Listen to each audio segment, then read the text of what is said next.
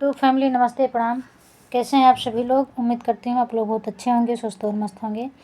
मैं पूनम अवधि सिंगर अपने यूट्यूब चैनल पर आप सभी का तहे दिल से स्वागत, वंदन, अभिनंदन करती हूँ। और मैं आज आप सभी के बीच में एक बहुत ही सुंदर दर्द भरा निर्गुण गीत लेकर आई हूँ। मतलब जोग भजन गीत है, जोगी भजन गीत है। तो फ्रेंड, इस गीत को पूरा सुनिएगा, जैसा भी लगेगा कमेंट बॉक्स में ज़रूर बताइएगा। तो चलिए देर न करते हुए हम सुनाते हैं अपने इस गीत को। का कर बबुआ इतना रुपया कमाई, माई जब मरिए गईली बिन रे दवाई।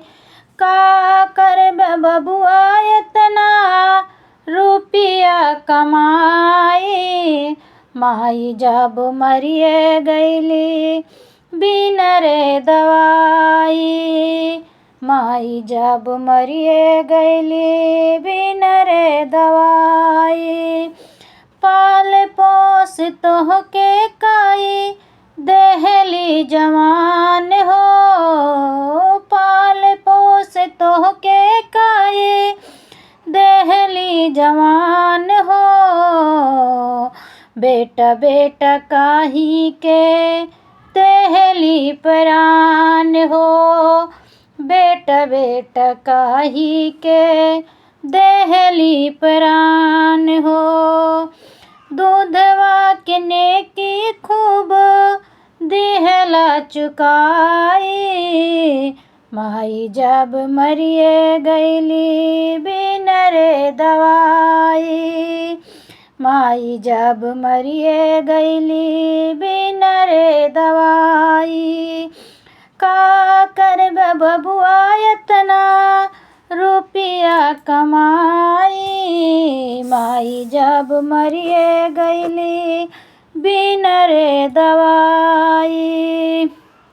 गाँव टोला सबो हसत समाज हो, गाँव टोला हो सबो हसत समाज हो।